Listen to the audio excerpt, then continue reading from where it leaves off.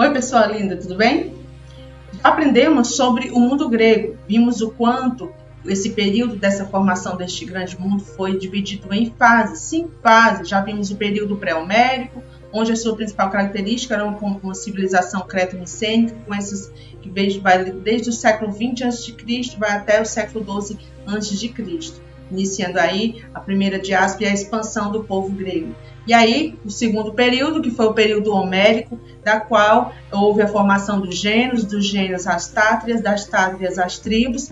Isso vai se estender até o século VIII, onde vai ser provocada uma segunda diáspora buscando novos territórios. E aí, no período arcaico, vai se formar-se as polis, onde nós conhecemos como a mais conhecida, a polis grega, certo? E a polis de Atenas. Hoje vamos estar dando continuidade estudando o mundo clássico, o período clássico, que vai ter como principal característica as guerras, as rebeliões, período crítico, onde as guerras médicas e a guerra do Peloponeso vão dar fim ao grande império, a grandes cidades gregas. E o período helenístico, da qual nós vamos ver a conquista de Macedônia ao Império grego e a formação do que a gente vai chamar de cultura helenística. Vamos lá comigo para essa história?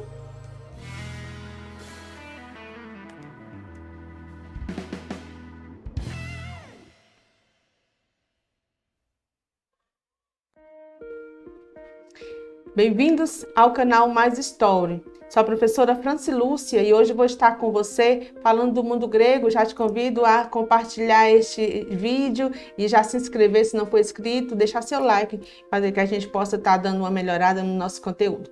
Vem comigo para Mais Story.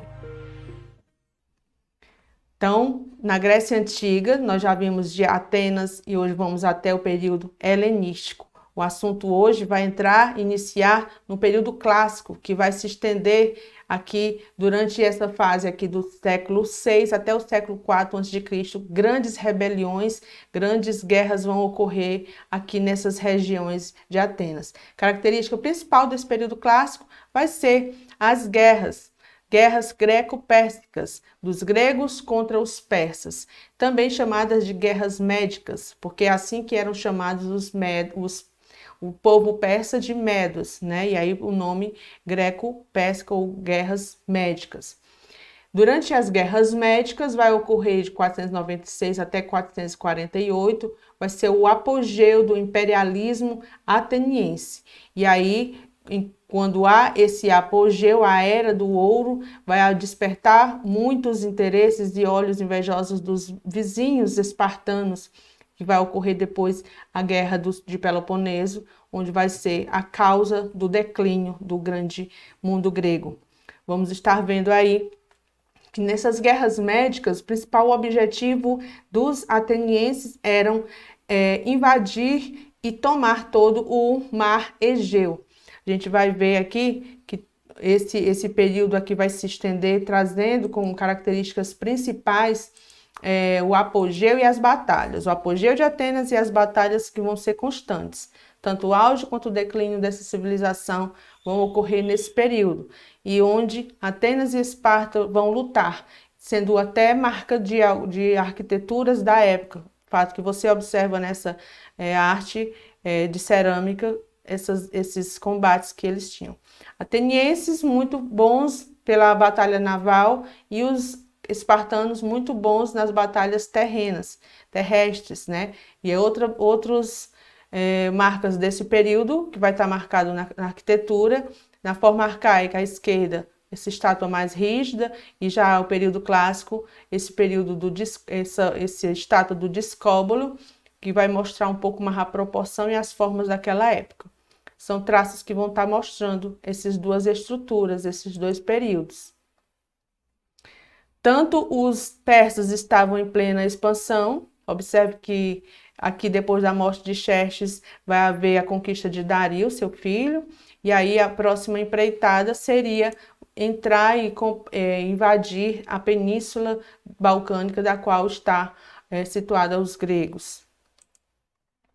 E é diante disso que vai ocorrer várias guerras, são, portanto, aí muitos anos de guerra, certo? Então, a primeira etapa vai ser de vitória ateniense sobre as investidas dos persas. Claro que os persas começaram a se rebelar contra os atenienses em represália à investida dele pelo mar Mediterrâneo.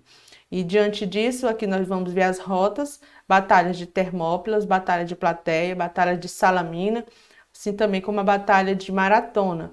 As investidas do exército persa vão seguir toda a Macedônia até tentar invadir Atenas. E essa parte verde e a seta verde são as rotas da esquadra dos persas sobre os atenienses.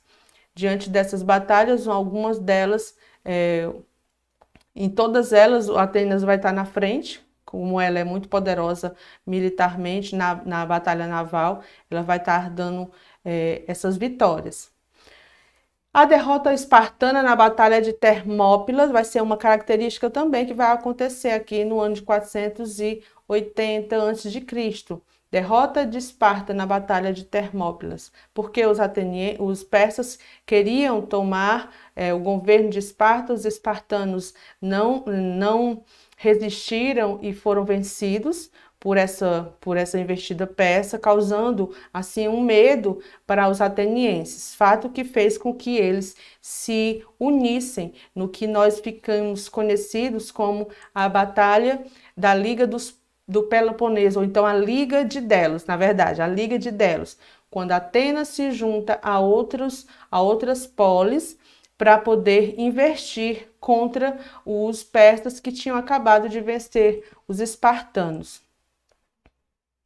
Então, a política dominadora ateniense vai ser muito forte nesse período aí, vai ser a época chamada época do ouro, época de Péricles, impostos, ele vai criar vários impostos. Então, a Confederação de Delos vai ser essa aliança militar liderada por Atenas, e a batalha final sobre os persas ocorreu. A principal característica dessa fase, dessa vitória ateniense, vai ser o início do imperialismo ateniense. Bem, o apogeu é o século do ouro, 450 a 430, 20 anos aí de apogeu, o governo de Péricles, da qual, com tantas vitórias, vai ter aí muitos escravos, porque a Atenas já tinha terminado a ideia tinha estipulado o fim da escravidão por dívida, e agora, para conquistar, para ter mais escravos, para haver mais produção, era preciso guerrear, e com tantas vitórias, eles com certeza agora vão estar rendendo muito a expansão da escravidão. E quando se expande a escravidão em Atenas, vai haver o apogeu da democracia. Como assim? Democracia, quanto mais escravidão, mais democracia. Essa democracia de Atenas é diferente da que nós pensamos hoje, né? A criação daquele período, para eles, da mistoforia, a ideia de salário para as pessoas gregas, para as pessoas públicas que eram políticos, vão fazer com que esses salários, esses impostos pudessem ser investidos nessas grandes obras arquitetônicas que hoje a gente tem os resquícios, como o Poseidon, que é esse imenso construção que vocês viram ao longo da história. O objetivo dessa mistoforia, dessa criada, que é o salário político, porque já se tinha mais escravo, vai ter mais tempo para o ócio. É o que nós vamos ver, que é esse tempo livre para viver a política, né? E aí nós vamos ver que o ócio vai ser produtivo naquele período, naquela história. Então, quanto mais guerras, vai ter mais prisioneiros, vai ter mais escravos, e quanto mais escravos, vai ter menos empregos, e mais oportunidade, mais ócio para o cidadão, e o cidadão vai ter mais oportunidade de ter tempo para investir nas suas terras, e assim vai ter mais rendas, porque vai ganhar com isso a mistoforia, que é o salário do político. É daí que surge, foi de Péricles que veio a ideia de pagar um salário político para que o cidadão ateniense pudesse ter o seu tempo ósseo para poder investir na produção e na evolução da cidade, né? Infelizmente, vai haver rivalidades. Diante desse crescimento de Atenas, o que vai acontecer? Vão grelar os olhos dos outros gregos, especialmente de Esparta. O que acontece? Esparta vai receber ajuda, adivinha de quem? Do governo de Persa, né? O governo persa, e vai formar a guerra, vai formar a Liga do Peloponeso, que mais tarde vai dar origem à Guerra do Peloponeso, de 431 a 404 a.C. E aí, com o fim da Primeira Guerra, da Liga de Delos, vitoriosa para os atenienses, né? A gente viu na batalha de Maratona, nós vamos estar dando uma olhada sobre isso, essas principais batalhas que vão estar acontecendo. Dá uma voltinha aqui, as principais características que eles tinham no seu armamento, as estratégias de guerras que eles possuíam. E as batalhas principais temos a de Maratona, né? A corrida de Feidípedes, é uma lenda que se conta dessa história, que para quem não conhece, ele seria um soldado ateniense, né? Que o historiador Heródoto vai contar que ele vai buscar ajuda em Esparta, antes da Batalha da Maratona, em 490. Ele vai chegar a Esparta um dia depois, tendo corrido uma distância de 200 quilômetros, e no caminho de volta, dizendo a lenda, que ele teria encontrado com o deus Pan. A prova da maratona, aquela conhecida nos Jogos Olímpicos, baseou-se nessa ideia, na Batalha de Maratona, que era uma das cidades que teve essas batalhas.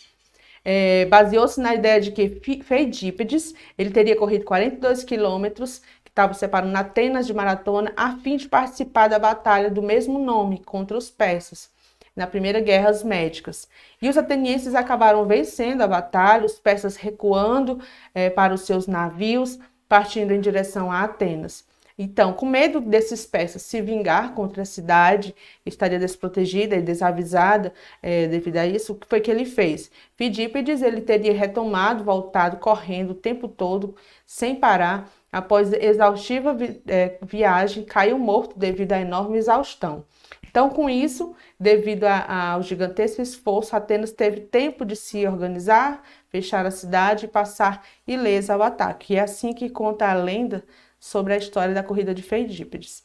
E aqui, as principais investidas, aqui nós temos navios gregos antes da batalha, na Batalha de Salamida, 480 a.C., e as investidas dos navios no dia da batalha, os vermelhos representam aqui, que vão estar investindo contra o Império de Persas, governado por Xerxes nesse período.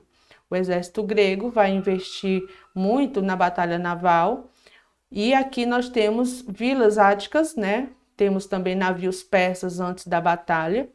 Esses navios persas vão atacar por essa região que você observa aqui. E o recuo, mais tarde, persa, pela derrota que ocorreu. Então, a Batalha de Salamida vai mostrar muito bem isso. Quando Xerxes morre, aí depois disso vai vir seu filho e continuam essas batalhas, né? As batalhas vão continuar fazendo com que finalmente aconteça o final da guerra com a vitória dos atenienses. As vitórias gregas, comandado por Atenas, fez criar a Liga de Delos, onde todos se unem, inclusive para cobrar impostos, e com esses impostos vão investir mais artilharia, mais armas de guerra e no crescimento dessa Liga de Delos, né? Atenas vai despertar o ciúme de Esparta, que vai criar a Liga do Peloponeso, e um dos principais amigos dentro dessa liga vai ser os persas, que vão querer que o amigo do meu inimigo é meu amigo, aquela velha tática de guerra que acontece. E diante disso, vai haver um enfraquecimento de gregos com gregos, devido à Guerra do Peloponeso. Liga de Delos, comandado por Atenas, contra a Liga do Peloponeso, comandada por Esparta, e pelo domínio da região do imperialismo. E aqui a gente vê que entre eles mesmos vai haver o declínio dessa guerra. Dando continuidade a essas batalhas, que vocês vão ver que o conflito entre eles, atenienses e espartanos, vai haver várias batalhas. A batalha de Esparta versus Esparta e Tebas, que foi essa união que houve na Liga do Peloponeso. Temos também a batalha de Atenas junto com Esparta versus Tebas, que aí vai haver essa vitória. E aí, dentro dessa batalha, Esparta vai estar ganhando essa batalha, e diante disso, vai haver a derrota de Atenas. Atenas vai ficar praticamente o fim dessa democracia ateniense, fortalecendo a aristocracia, enfraquecendo a polis grega, onde vai estar acontecendo o suicídio grego, onde os próprios gregos entre si vão estar sendo derrotados. Como os gregos entre si vão estar sendo derrotados, quem vai oferecer ajuda vai ser os vizinhos que estão mais ao norte, que vão ser a Macedônia. E a Macedônia vai ser esse estado pequeno que vai estar sendo estratégico para este momento. Bem, Macedônia, como um pequeno reino situado no norte dessa Grécia, ele vai se aproveitar dessa situação e vai oferecer ajuda, aproximou-se dessas enfraquecidas polis gregas, oferecendo aliança militar contra os persas, mas a ideia principal que eles tinham era de conquistar essas terras, e assim ele fez. Aqui nós temos a figura lendária, que é o filho de Filipe. Mas vamos ver quem é Filipe, né? Filipe vai se aproximar dessas enfraquecidas polis, vai tomar essas polis e as cidades de Atenas e Tebas vão oferecer maior resistência a esse período, às tropas de Filipe. Mas em 338, os macedônicos vão derrotar esses gregos e o próximo passo da expansão desses macedônios vai ser conquistar a Pérsia. Filipe II vai ser assassinado e em seu lugar seu filho Alexandre Magno, que é esse da imagem que estamos vendo, há apenas 20 anos vai assumir o poder e continuar essa ideia de imperialismo, de expansão. E aqui a ideia de imperialismo está sempre ligado à expansão, certo? Alexandre, vencedor de uma série de batalhas, ele ampliou o reinado, que se estendeu das penínsulas Balcãs da Índia, incluindo o Egito, e também chegando até a região do que hoje nós conhecemos como o Afeganistão.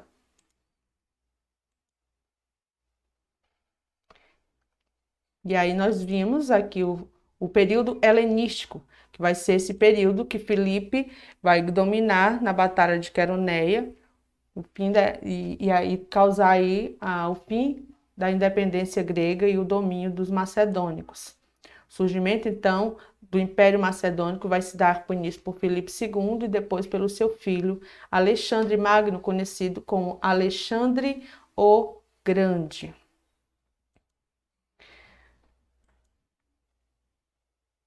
E esse período helenístico que a gente vai marcar como o final, o declínio das polis, onde houve o suicídio grego e onde essa invasão na Macedônia vai fazer com que essa expansão se estenda por bastante tempo e por todo o território, tanto da Ásia, né, como o Egito e a região da Índia, e ainda essa região que vocês compreendem aqui, tá? Até então a gente vê que antes, essa aqui é a expansão territorial de Filipe, 359 a 336 a.C., onde ele tinha se expandido. Era mais aqui que ele que ele estava localizado. Se expande para a Península Balcânica e sobe para a região da Trácia. Quando ele morre, Alexandre o Grande domina toda essa região que a gente vê de verde, de 336 a 323. Alexandre o Grande, ele foi educado pelos filósofos, né? Aristóteles, e vai se tornar um grande conhecedor dessa cultura grega, dessa filosofia dos gregos, e ele vai tomar como estratégia essa mistura de cultura. Nós vamos ver que com o tempo ele vai usar isso a seu favor. Com a morte do pai, ele vai assumir um projeto de expandir, continuar expandindo este grande reino, reúne assim o grego, ele tem uma empatia muito grande com as pessoas, né, com o seu exército. Ele vai tomar a Fenícia, o Egito, a Macedônia, a Mesopotâmia, a Pérsia, chegando até a Índia, e essa região aí, a gente pode dizer que nesse período vai ocorrer o surgimento do grande Império Macedônico. Alexandre, educado por Aristóteles, toma várias partes dessa Europa e difunde a cultura grega, a que ele possa se chamar de helenismo, né? A fusão da cultura grega com a oriental e a herança dos romanos. Então, devido a isso, Macedônia, que era o que ele tinha apenas essa parte verde, onde o Império de Alexandre vai ser toda essa parte em amarelo, e a rota por onde Alexandre foi passando vai ficar mais nessas regiões que você observa aqui, atuando até no que hoje é o Afeganistão. E aí nós vamos estar dando uma olhada nesse território todo, um outro mapa que mostra essa hegemonia, onde ele vai formar todo o império. E aqui nós temos Alexandre o Grande com uma letra de música que fala sobre isso. E aí você vê alguns relatos históricos colocados em formas de arte em alto relevo, o busto de Alexandre. E aqui cenas importantes que você puder assistir de Alexandre, filme de Alexandre. E ele tinha um poder muito forte de persuasão, de empatia por as cidades-estados.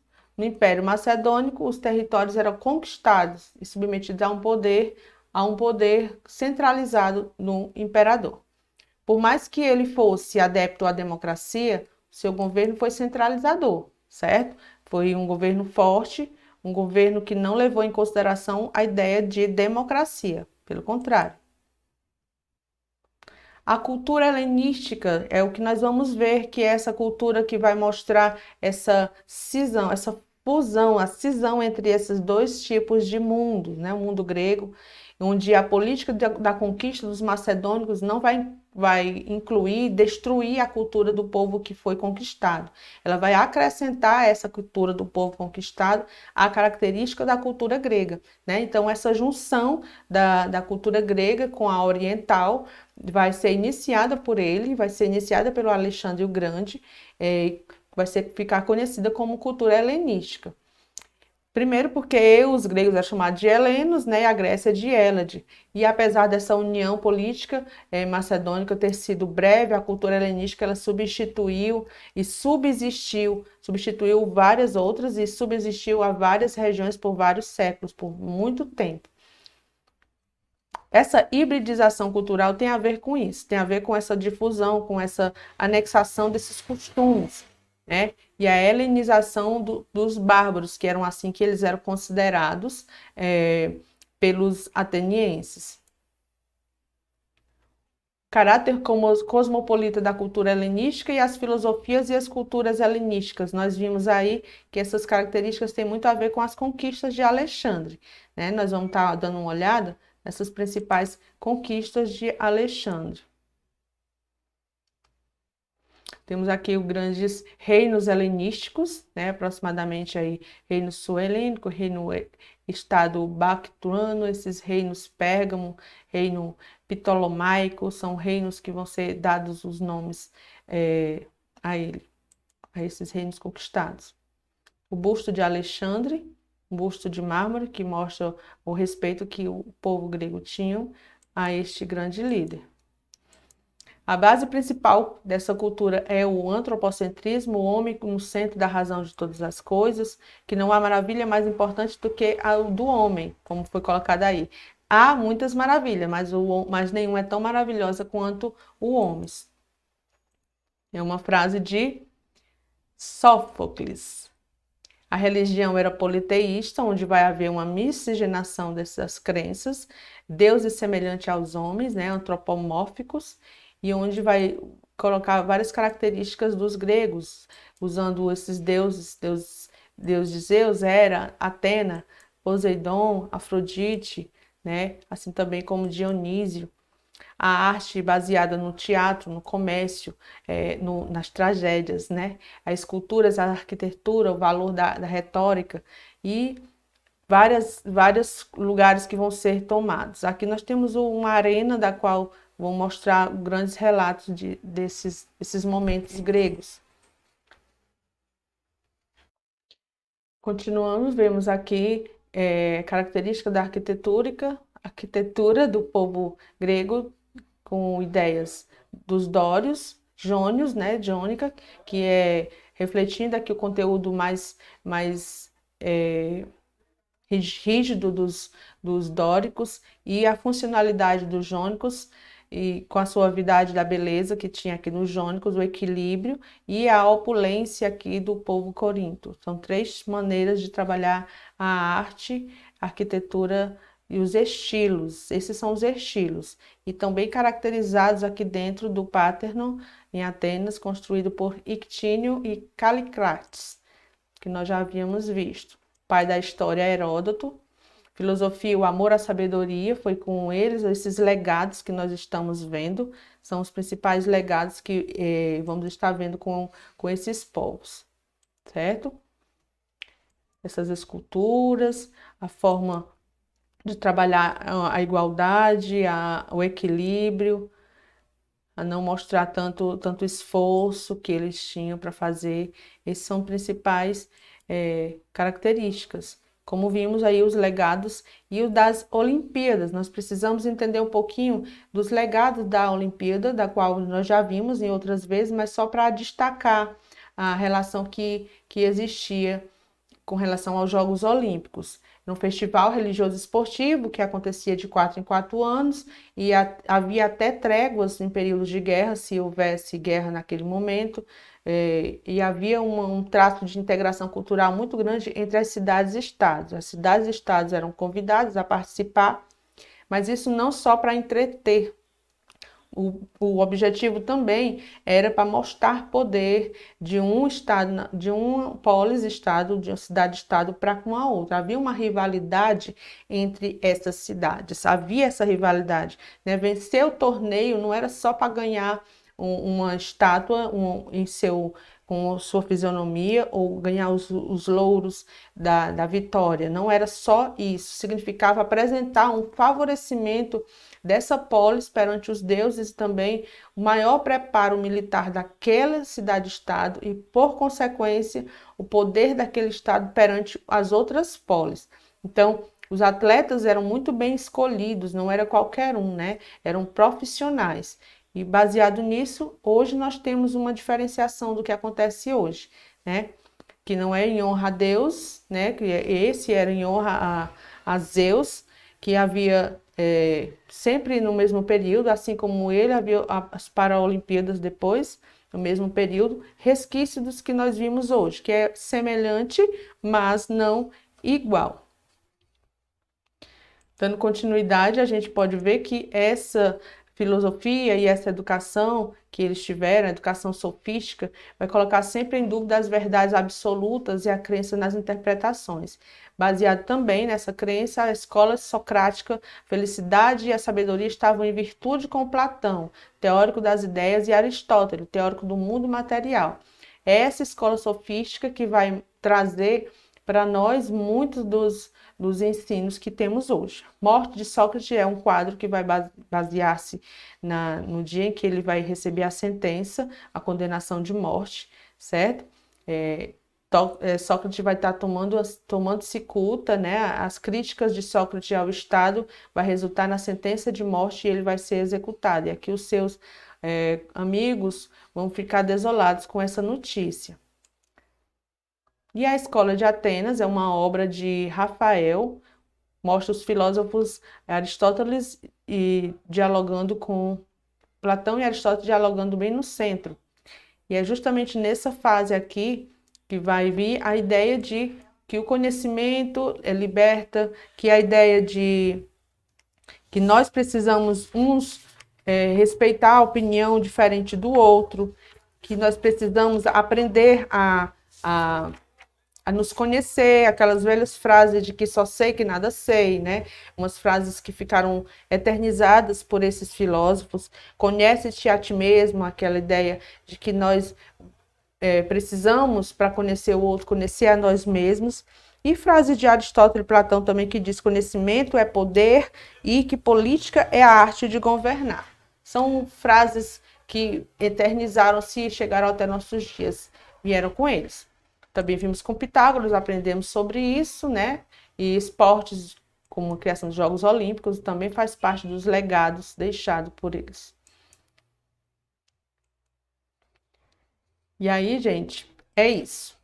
A ideia da filosofia, a ideia dos Jogos Olímpicos, essas ideias que nós temos aí hoje, que nós estamos vivendo o momento, né? Tudo tem a ver com resquícios e legados do povo grego.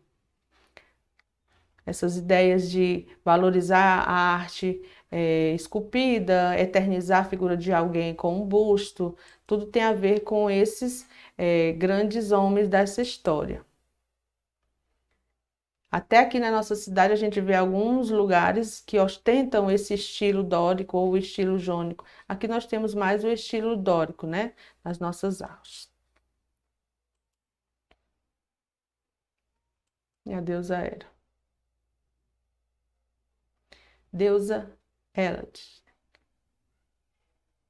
E aí foi isso. Gostaria que vocês tenham gostado, espero que vocês tenham gostado. Entendam bem que o início dessa invasão por Filipe da Macedônia, ele vai fazer com que a ideia de expansão vai ser muito grande. E usar os espaços públicos para a arte da retórica vai ser muito usada pelos gregos, né? Onde essa formação dessa cultura helenística vai ser justamente essa fusão entre orientais e a cultura grega. E vai fazer com que eles aperfeiçoem e peguem muito do que eles têm e adapte à sua realidade. Baseado nisso, nós vimos grande contribuição que o mundo grego dá a cada um de nós, especialmente com relação ao que aprendemos de várias Alexandrias que ele fundou, de tantas as expansões desses reinos que ele fundou. Uma delas, a Alexandria do Egito, muito famosa, né? Vai ser a maior e mais rica, populosa da metrópole e do Mediterrâneo. Vai ser um dos legados que vai também ser deixado. A Alexandria do Egito vai se tornar célebre, né, pelos cientistas que viveram e estudaram em Musão, e instituiu-se assim também pelos cientistas viveram e estudaram nesse lugar. Então, a maioria desses legados estavam nessa biblioteca de Alexandria, guardava obras de arte, papiros, pergaminhos, né, muito importantes, trabalhos intelectuais reproduzidos e produzidos na antiguidade. E graças a essas artes, graças a esse acervo, é que nós temos conhecimento de tudo isso hoje. E podemos compreender um pouco dessa arte. E o maior símbolo do poder do Alexandre, do Egito, era uma das suas estruturas, uma estrutura muito grande, de 120 metros de altura, construída na entrada da porta, ali mesmo, né? Todas as noites, onde se acendia uma chama, que era visível a 50 quilômetros de distância. E essa torre de sinalização marítima ficou conhecida como Farol, em referência especialmente a Faros, onde estava localizada. E é isso. Espero que você tenha compreendido. O assunto é bem vasto, né? Espero que você possa ter pego as melhores ideias e compartilhar com os colegas. Qualquer coisa pode estar voltando o vídeo. Obrigado pela sua atenção. Até a próxima.